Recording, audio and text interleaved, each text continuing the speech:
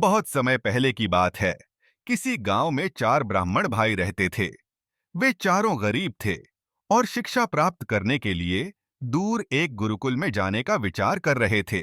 चारों भाइयों में से तीन ने विद्या और शास्त्रों का अध्ययन किया, लेकिन चौथा भाई, जो सबसे छोटा था, उसने कुछ नहीं सीखा। उसे केवल साधारण बातों की समझ थी, पर उसका दिल साफ और बुद्धि कुशाग्र थी। गुरुकुल में कई वर्षों तक पढ़ाई करने के बाद तीनों विद्वान ब्राह्मण भाइयों ने यह सोचा कि अब घर लौटने का समय आ गया है। वे अपनी विद्या का उपयोग करके धन कमाना चाहते थे। सबसे छोटे भाई ने भी उनके साथ जाने की इच्छा जाहिर की। हालांकि तीनों ने उसका मजाक उड़ाया और कहा, तुम्हें हमारे साथ चलने की क्या जरूरत है? तुम्हारे पास कोई विद्या नहीं है।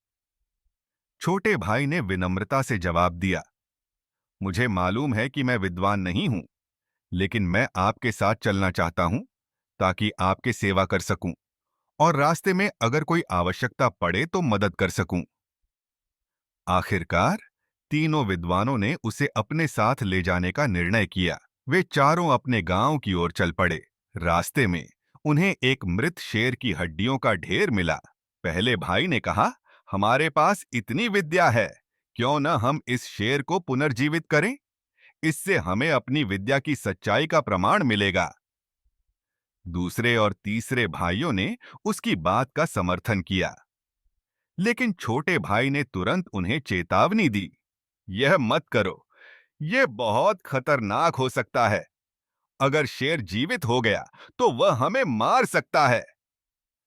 तीनों विद्वान भाइयों ने उसकी बात पर हंसते हुए उसे नजरअंदाज कर दिया और कहा, तुम तो मूर्ख हो, हमारी विद्या से कुछ बुरा नहीं होगा। पहले भाई ने शेर की हड्डियों को जोड़कर उसे पुनः जीवित करने के लिए मंत्र पढ़ना शुरू किया। दूसरे भाई ने शेर की मांसपेशियों और त्वचा को बहाल करने के लिए अपना ज्ञान प्रयोग किया। जब तीसरे भाई ने शेर में प्राण फूंकने की तैयारी शुरू की, तब छोटे भाई ने अंतिम चेतावनी दी, रुको, अगर तुमने इसमें जान डाल दी तो यह हमें मार डालेगा। तीसरे भाई ने उसकी बात को फिर से नजरअंदाज कर दिया। छोटे भाई ने तुरंत एक पेड़ पर चढ़कर अपनी जान बचाने का फैसला किया। जैसे ही तीसरे भाई ने शेर में प्राण फूंके, शेर तुरंत जीवित हो गया।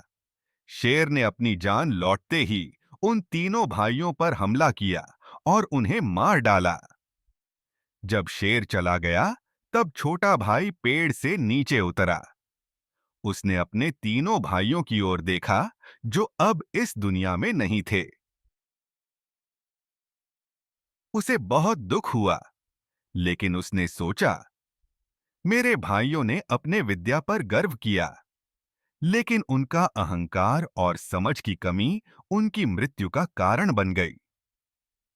छोटे भाई ने अपने भाइयों के अंतिम संस्कार की व्यवस्था की और फिर अपने गांव लौट गया।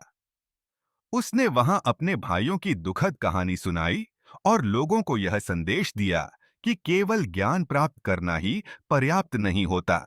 ज्ञान के साथ विवेक और समझ का होना भी आवश्यक है। अहंकार और मूर्खता का परिणाम हमेशा विनाशकारी होता है। इस कहानी से यह शिक्षा मिलती है कि केवल विद्या ही नहीं, बल्कि बुद्धिमत्ता और विवेक का भी जीवन में बहुत महत्व होता है। जब तक ज्ञान के साथ सही समझ और विवेक नहीं होता, तब तक वह ज्ञान विनाश का कारण बन सकता है। इस कहानी का संदेश स्पष्ट है। हमें अपने ज्ञान का सदुपयोग विवेक पूर्वक करना चाहिए।